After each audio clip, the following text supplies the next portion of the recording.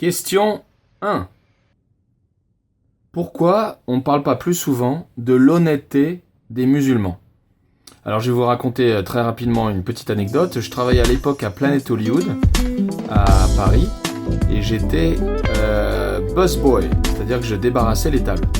Et un jour, il y a un des serveurs qui vient vers moi et qui me dit « Dites donc, ça te dirait pas de rendre les pourboires que tu voles depuis quelques semaines ?» Alors là, je sais pas quoi dire, je commence à me justifier, et là, de fil en aiguille, vient cette accusation de l'ensemble du staff, comme quoi j'avais volé les pourboires depuis quelques semaines. Et ça dure comme ça pendant quelques jours. Supra difficile pour moi, j'arrive pas à dormir, je suis vraiment au fond, j'ai vraiment l'impression de subir une injustice. Et là, un jour, il y a un serveur qui vient vers moi, musulman, pratiquant. Et il me regarde droit dans les yeux, et il me dit « Dis donc, t'es croyant, toi ?» Et ouais, depuis quelque temps, oui. « Qu'est-ce que ça veut dire pour toi ?» Alors je lui explique ce que ça veut dire, je lui explique que Dieu me regarde, qu'il est avec moi à chaque instant. Et là, il fait une pause pendant quelques instants. Il me regarde de plus belle et là il dit ok, je te crois. Et à partir de maintenant, je vais aller voir l'ensemble des serveurs et je vais leur dire que tu dis la vérité, que tu n'as rien volé, et je sais que ce que tu dis est vrai. Je te fais confiance. Il a été voir tous les serveurs, il a fait ce qu'il avait dit, et quelques secondes plus tard, le vrai coupable avait été pris la main dans le sac. Quelques secondes après qu'il ait témoigné au serveur, on l'a trouvé la main dans le sac. Et je me souviendrai toute ma vie du regard de cette personne, la seule personne au monde qui me croyait. Et ça m'a toujours beaucoup touché, et j'ai beaucoup appris des musulmans ce jour-là.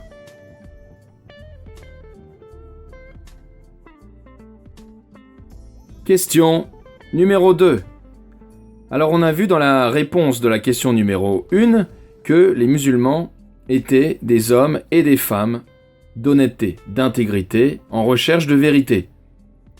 Et dans leur Coran, à la sourate 19 et au verset 33, c'est Jésus lui-même qui parle. Il est bébé et il dit « Que la paix soit sur moi, le jour où je naquis, le jour où je mourrai, et le jour où je serai ressuscité vivant. » Alors que dans les sourates Al-Imran, excusez-moi mon accent, à la sourate donc 3, verset 55, on entend Dieu lui-même dire à Jésus « Ô Jésus, certes je vais mettre fin à ta vie terrestre et t'élever vers moi, te débarrasser de ceux qui n'ont pas cru, et mettre jusqu'au jour de la résurrection ceux qui te suivent au-dessus de ceux qui ne croient pas. » Alors en arabe, mettre fin à la vie terrestre se dit « mutwa'afa, mutwa'afika ». C'est très dur pour moi de dire cela. Mutwa'afika. Comment est-ce que Jésus peut dire ça? Comment est-ce que Dieu lui-même peut-il dire ça? On a là 2 versets qui parlent clairement de la vie de Jésus, de sa mort et de sa résurrection. Pourtant, l'islam ne revendique pas ni la croix, ni la résurrection. Et donc, cette question, qui préférez-vous croire?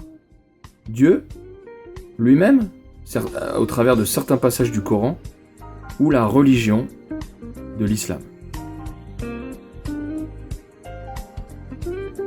Question numéro 3. Dans la réponse de la question numéro 1, on a donc vu que les musulmans étaient des personnes honnêtes. À la réponse à la question numéro 2, nous avons vu que le Coran était un livre qu'il fallait étudier avec des passages pleins de vérité. Et voici la question numéro 3. Jésus n'est qu'un prophète pour l'islam. Pourtant, le Coran lui-même dit, à la sourate 19, verset 19, qu'il est un fils pur. À la sourate 4, verset 171, qu'il est le Messie. Il est aussi dit que Jésus est illustre ici-bas, tout comme dans l'au-delà, que Dieu l'a élevé vers lui-même, qu'il est la parole de Dieu et l'Esprit de Dieu, qu'il donne la vie, qu'il guérit les malades, qu'il ressuscite les morts, qu'il est né d'une vierge, qu'il est un signe pour l'humanité, qu'il détient la parole de vérité, qu'il est un signe pour l'univers, un signe au sujet du jugement dernier, qu'il est venu avec des preuves claires. En lisant ces quelques sourates, on a l'impression de parler de quelqu'un qui est tout autre, et quelqu'un qui n'est pas juste un prophète. Pourtant, le Coran, plus tard, dit que Jésus n'est qu'un prophète. Ma question à mes amis musulmans est la suivante. Si Jésus n'est qu'un prophète, alors de même qu'Ésaïe, Ézéchiel en passant par Zacharie sont tous connus pour leurs prophéties, eh bien, si Jésus n'est qu'un prophète, dites-moi quelle est sa prophétie ? La réponse à cette question, on la trouve dans l'évangile de Jean, où Jésus dit « Je suis le chemin, la vérité et la vie, personne ne va au Père sans passer par moi. » La vie en sera transformée, et c'est le seul moyen d'aller au Père. Et ça, nous verrons ça lors d'une des prochaines questions. Question numéro 4. On vient d'étudier quelques passages du Coran et quelques passages de la Bible. Alors maintenant, ma question est la suivante.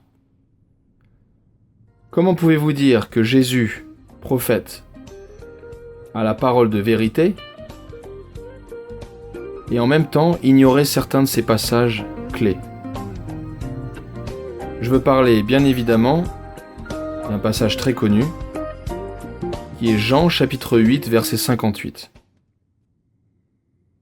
où Jésus parle d'Abraham et son interlocuteur le regarde et lui dit « Mais tu n'as même pas 60 ans, comment est-ce que tu peux parler de quelqu'un que tu ne connais pas ?»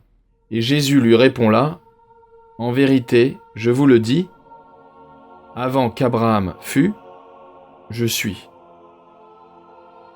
C'est un des passages qui pose le moins de questions quant à sa traduction.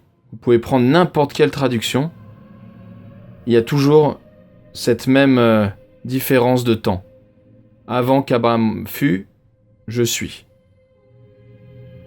C'est Jésus qui dit lui-même qu'il existait avant la création du monde, qu'il est aujourd'hui, qu'il sera demain, et qu'il fut autrefois.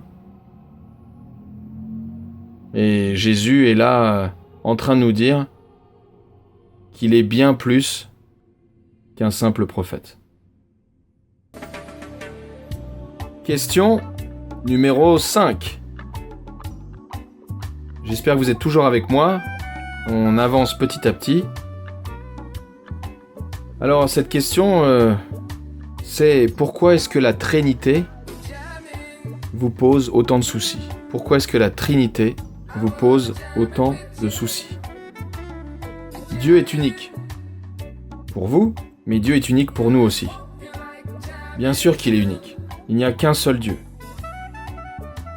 De même que là, je suis en train de vous parler, et pendant que je vous parle, pendant que vous écoutez ce message, vous l'écoutez avec certaines fonctions de votre corps, de votre âme et de votre esprit. Corps, âme et esprit, c'est trois parties différentes de vous, et pourtant, il n'y a qu'un seul vous. De même, on peut prendre la formule H2O. Des fois, ça a la forme de l'eau que l'on boit. Des fois, ça a la forme du glaçon que l'on met dans le verre d'eau. Et des fois, ça a la forme de la vapeur quand on fait chauffer l'eau.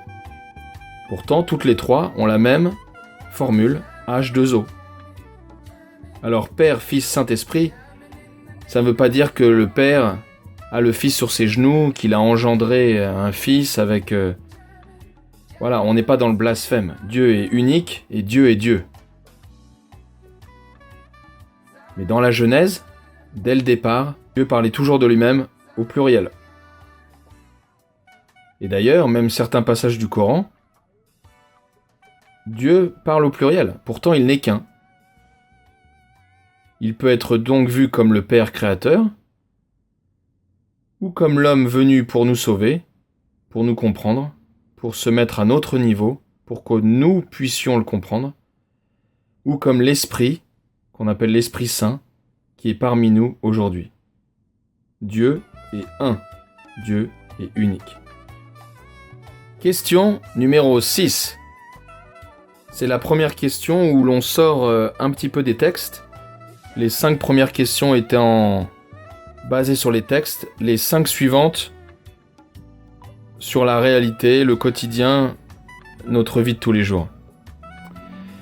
La 6e question est la suivante. Pourquoi est-ce que dans les cas de personnes chrétiennes, dites chrétiennes, se convertissant à l'islam, il est toujours question d'une décision intellectuelle? La personne se disant chrétienne, devenant musulmane, explique que le Coran est la vérité, que Allah est le plus grand, Allah Akbar, et que Mohammed est le prophète.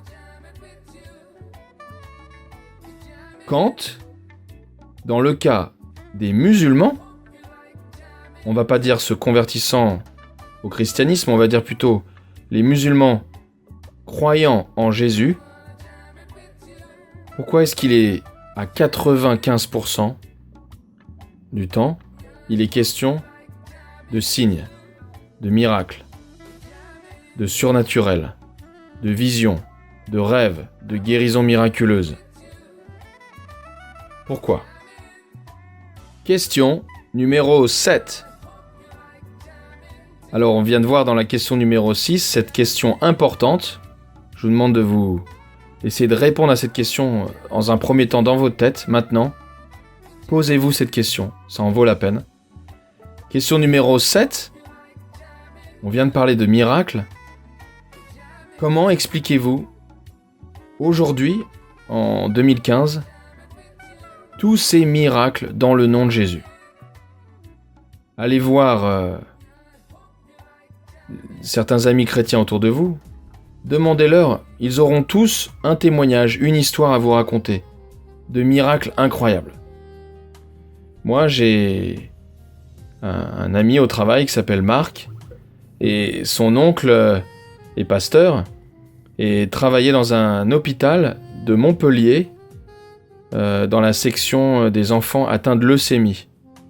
La section où les enfants sont mis en quarantaine parce que leur système immunitaire est trop bas. Alors les enfants sont mis à l'écart, derrière une baie vitrée épaisse. Et pour certains d'entre eux, il n'est même plus question de traitement, c'est juste une question d'attendre l'inévitable.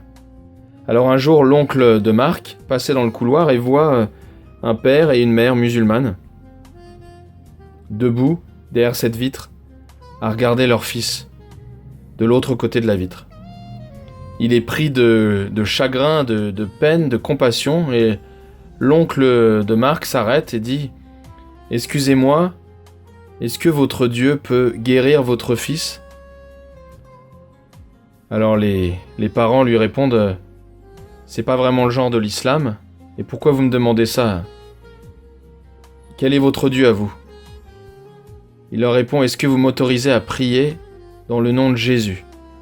Mais pas Jésus le prophète, Jésus le Fils de Dieu. » Et les parents répondent « Écoutez, on n'a rien à perdre, allez-y. » L'oncle de Marc met sa main sur la vitre, prie très rapidement, que la leucémie quitte le corps de cet enfant dans l'autorité du nom de Jésus.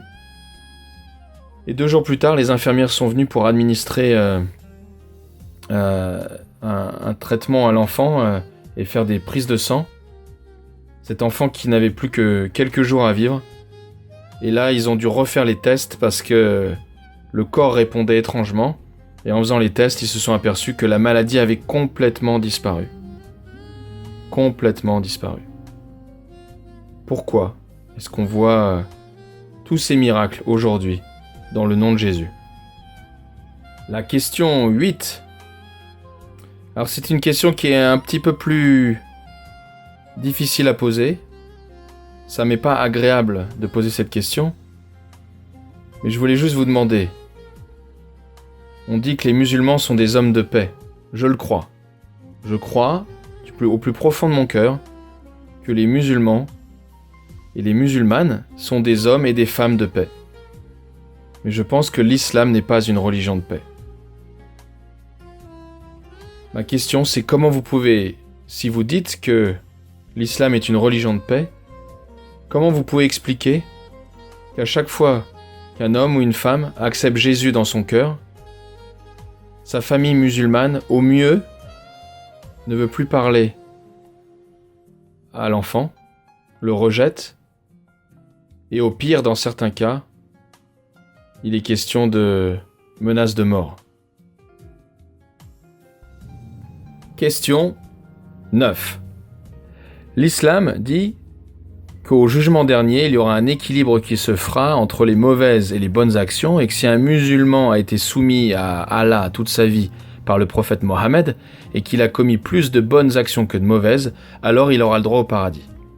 Mais laissez-moi vous poser une question. La 9e question. À votre avis, qu'arriverait-il si vous vous retrouveriez maintenant dans la présence de Dieu, à cet instant même, maintenant, tout de suite? Qu'est-ce qui se passerait? Bien, laissez-moi vous donner, peut-être pas la réponse, mais en tout cas ma réponse à moi. Vous seriez foudroyé sur le champ. Foudroyé sur le champ. Dieu, il est pur, il est saint, il est parfait. Dieu, il est lumière, il est omniscient, il est éternel. Il est infini, il est paix, il est amour. Nous, on est pourris. Nos pensées nous trahissent. Même si on fait des bonnes actions, nos pensées viennent nous trahir. Si on se retrouve dans la présence de Dieu, on est foudroyé.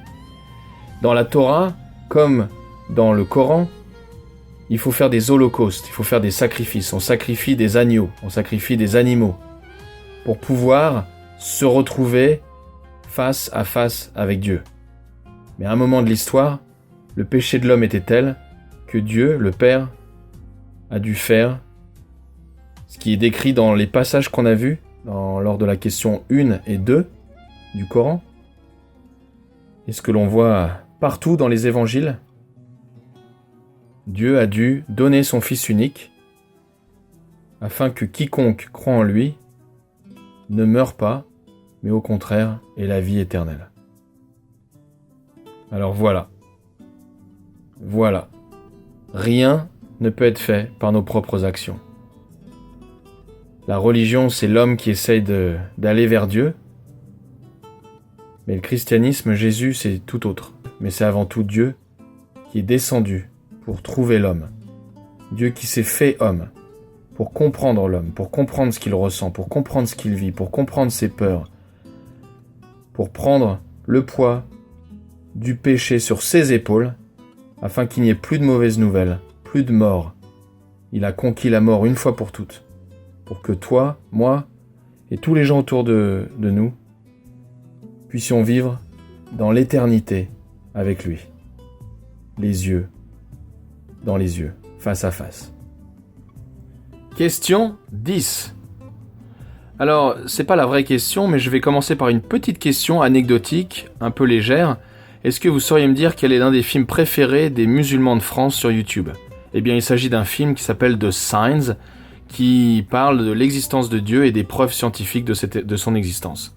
Alors, je vais vous demander de regarder un court extrait et on se retrouve juste après. À tout de suite. In the various ways that are conceived of these many universes existing,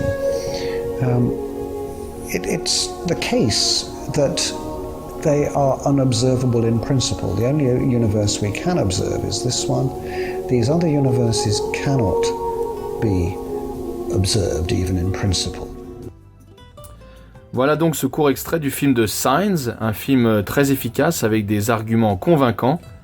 Et tout au long, il y avait une musique. Et cette musique n'est tout autre que Agnus Dei de Samuel Barber. Alors Agnus Dei, ça veut dire l'agneau de Dieu. C'est le même agneau dont on a parlé dans la réponse à la question 9, ce sacrifice ultime. C'est le Mutwafi Ka de la question 2. C'est le cœur d'Ésaïe 53, passage de la Torah écrit 700 ans avant la venue de Jésus, passage banni des rabbins, où il est dit, le prophète Ésaïe prévoit la venue de Jésus, prévoit sa mort et prévoit sa résurrection.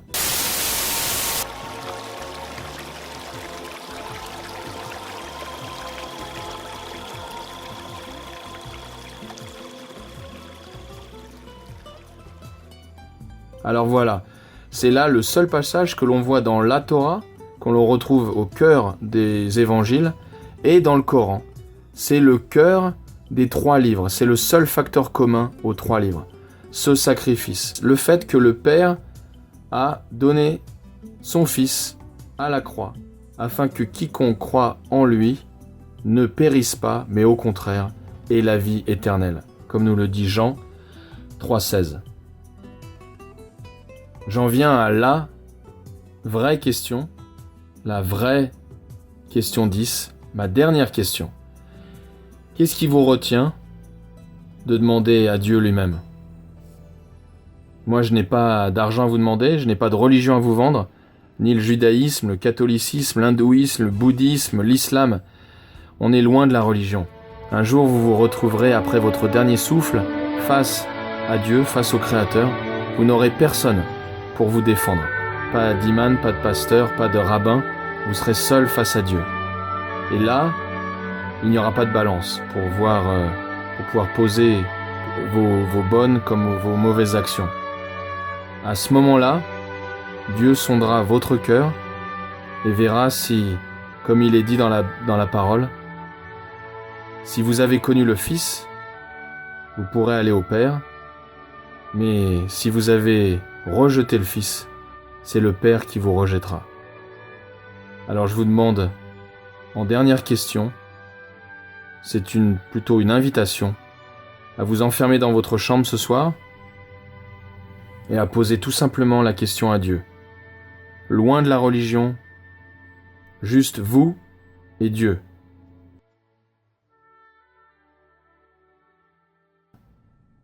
Merci à toutes et toutes et que Dieu vous bénisse.